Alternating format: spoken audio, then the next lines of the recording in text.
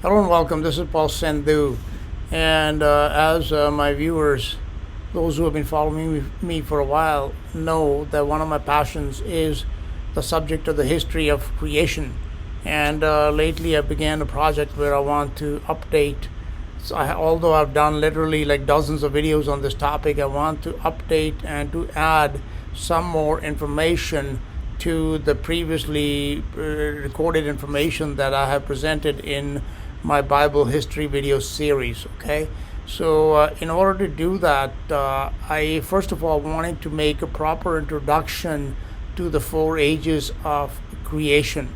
And as I was going to do that, I figured, that the history of creation, of any history, must begin with the history of the Creator first.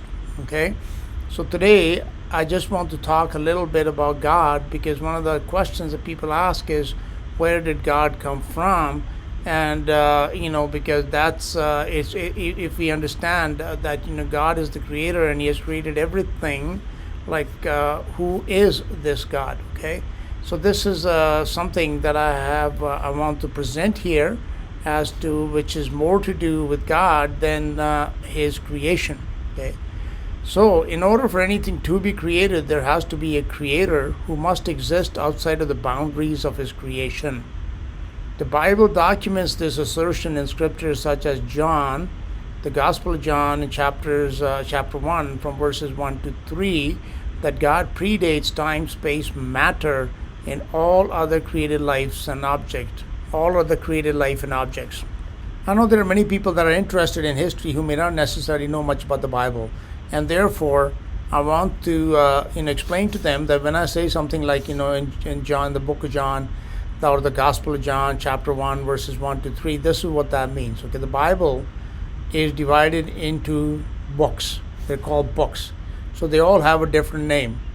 Okay, and if you want to check out this reference which I'm giving you here, for example, from the book of John, then you would open the book of John, and when I say it's chapter 1, verses 1 to 3, the books themselves are divided into chapters, and all the chapters have verses which are numbers. That it is really, the chapter itself is broken down into many smaller sections which are called verses, and they all have a number. Okay, so that's how you want to check out any reference. Then that's the way to do it. Get yourself a Bible. The Bible that I use is the King James Version, and you can open it to you can look in the index. If I say it's the Gospel of John, then you open it to the book of John, and if I give you the chapter number, chapter 1, verse 1 to 3, you can go and read that for yourself. Okay, so this is what we read in the book of John in chapter 1, verses 1 to 3, that in the beginning was the Word, and the Word was with God, and the Word was God. The same was in the beginning with God. All things were made by Him, and without Him was not anything made that was made. So the Bible is quite clear that everything has been made by God.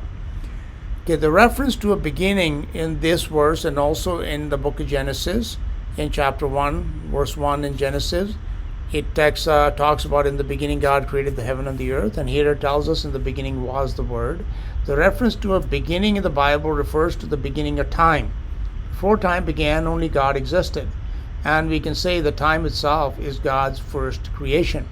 Since God originated time, He Himself does not exist in time, and therefore has no beginning or ending. If God was subject to time, He would not be God. Therefore, when people ask the question, where did God come from, they can only frame this question because they think that God's existence is limited in time like their own, which it is not. If God had a beginning in time, then time would be greater than God, and therefore time should be God, not God. So by definition, any being that is truly God, who is the creator of all things, cannot be subject to time or be limited by the laws of His own creation. God must exist outside of the boundaries and limitations of His creation, for He is the one that has set these boundaries and limits. As we shall see, God is not limited by the laws of physics or of time. The only law that governs God is love and nothing else. Even like when you read if you were to read what's called the Gospels, which are the first 4 books of the New Testament. Again, the Bible is divided into 2 main sections. One's called the Old Testament, the other one's the New Testament. And the first 4 books in the New Testament are the history of Jesus Christ, who was God in the flesh. And you will read in there that Jesus walked on water. He could pass through solid objects. So he was not limited by the laws of physics because he is God. Okay? As we shall see, God is not limited by the laws of physics or of time. The only law that governs God is love and nothing else. Even the name of God of the Bible, the name of the God of the Bible, Jehovah, which has been much maligned by organizations such as Jehovah's Witnesses, this word Jehovah means I am. That's it. I am means and denotes a continuous existence. It signifies a continuous existence without a beginning or an ending. In the book of James, in the New Testament, in chapter 1, verse 17, we read, "Every good gift and every perfect gift is from above, and cometh down from the Father of lights, with whom is no variableness, neither shadow of turning." The Father of lights is God, named Jehovah in the Bible, and about him we read that with him, as I just quoted you from the book of James, that with him there is no shadow of turning. Now, as you can see, there's the picture on the screen, there's a picture of a sundial. Sundials measure time by the shadow moving across the face of the device throughout the day. So the shadow is constantly turning, but we are told with God there is no shadow of turning, which, like God's proper name, I am, proves that God is not subject to time. Rather, it is time that is subject to God. God is like the sundial, which does not move, but without it, time cannot be measured. So what moves is time, while the sundial remains constant. The movement of time requires a constant against which time can be measured, a constant that does not change. Unlike time, which has to change constantly, God is that constant. Moses, the man of God, wrote in Psalm 90, "From everlasting to everlasting, thou art God." Anything that is everlasting must, by definition, not be subject to time. For us creatures to comprehend that there is a being that exists outside of time is very difficult, if not impossible to understand. The full understanding of a mystery, such as the mystery of time, can only be understood by someone who exists outside of time. Now, the good news is that mankind has been promised by God that through faith in Jesus Christ, in the ages to come, we can have eternal life. So like God, we too can step outside of the boundaries of time. So my recommendation is that until that time arrives, it is sufficient to understand that without a creator, creation would not even be possible. And until our vantage point, our problem is our vantage point. We are sitting on the earth, okay? It's like in a forest, it's like being in a forest. You can't see the forest for the trees. And that's the problem, okay? Until our vantage point changes from an earthly one to the place where the Most High God resides, we will only begin to scratch the surface of the mysteries of creation.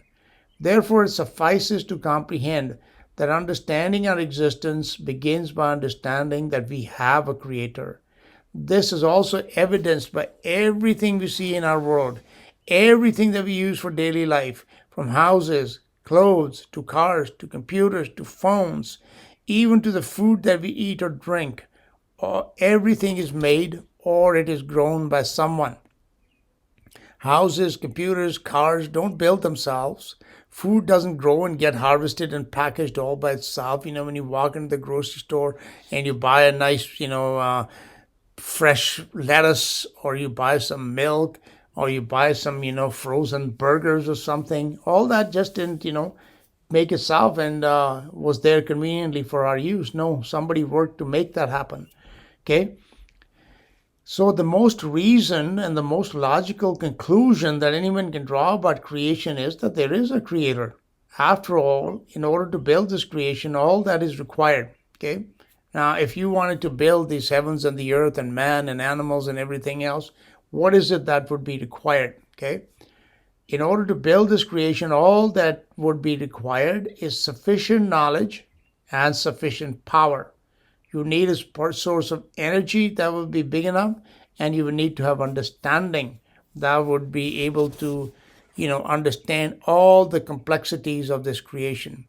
Both these requirements are more than adequately filled by the God of the Bible, Jehovah, who is not subject to time or consists of matter, yet has the understanding and the energy requirements to create anything that he wants to create, including time and matter. In Psalm 147, verse 5, we read, it tells us that God's understanding is infinite. In Revelation chapter 19, verse 6, we are told that God is omnipotent and he is called the Almighty in many scriptures, such as in Revelation chapter 4, verse 8. Jesus said that all power has been given to him in the book of Matthew in the New Testament in chapter 28, verse 18. So anyone that has enough understanding and enough power can create anything he wants. And creation itself, including ourselves, including our own existence, are witnesses to the proof of the existence of God. For reasons that will be explained later, we live in a world of lies. The ultimate purpose of these lies is to hide God, the Creator, from mankind, mankind holds a very special place in God's creation. Therefore, all of the power of lies is directed towards man, and that is why man is so blind. So once the nanosecond of our life in this body is over, everyone will find out very quickly that God truly does exist, and that not only is he our creator, but he has created all things, including ourselves, to serve his own purposes, which I have elaborated upon in many videos and will also elaborate upon again in this series on the history of creation. We can read in the book of the prophet Isaiah, which is in the Old Testament, in chapter 57, verse 15, for thus saith the high and lofty one that inhabiteth eternity. Eternity can only be the habitation of someone that is not subject to time, and he is God, whose title is Jehovah, the eternally existent I am. Whether a single person believes this or not will not change this fact. That then, my friends, was a brief history of God. And now, in future parts to this series, I will add to this and we will continue documenting the history of creation. Thank you for listening. This is Paul Sandhu. In the beginning was the Word.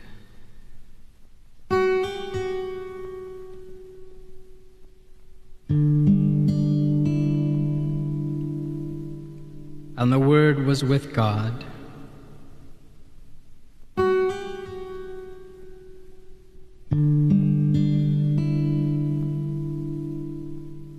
And the Word was God.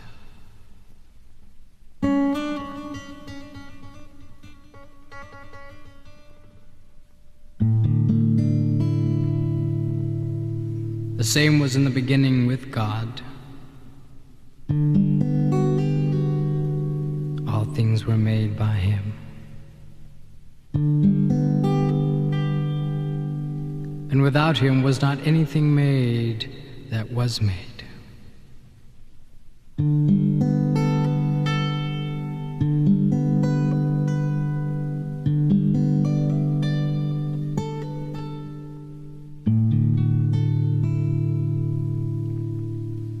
In Him was life, and the life was the light of men.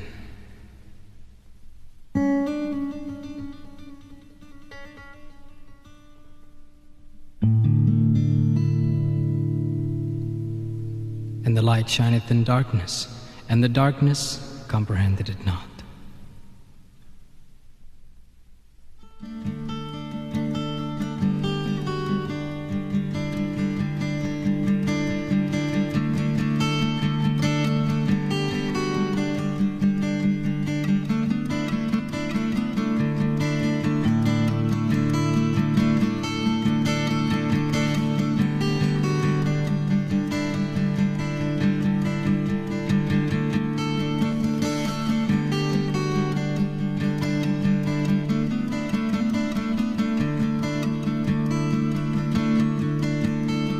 There was a man who was sent from God, whose name was John.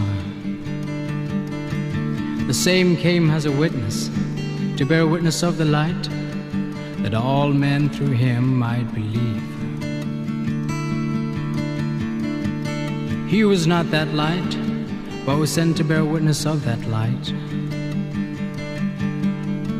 And that was the true light, which lighteth every man that cometh into the world.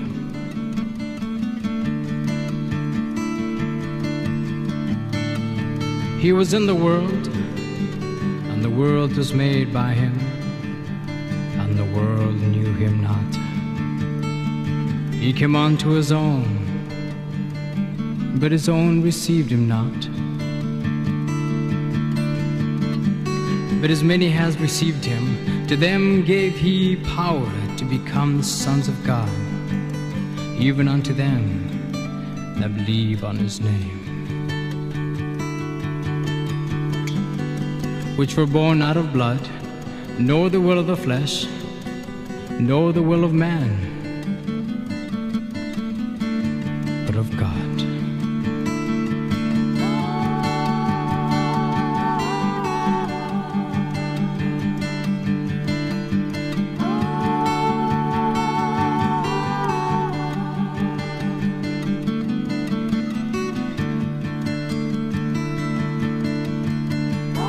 And the Word was made flesh and dwelt among us.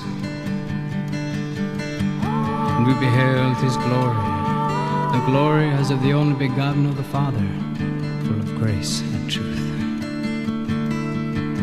Maranatha.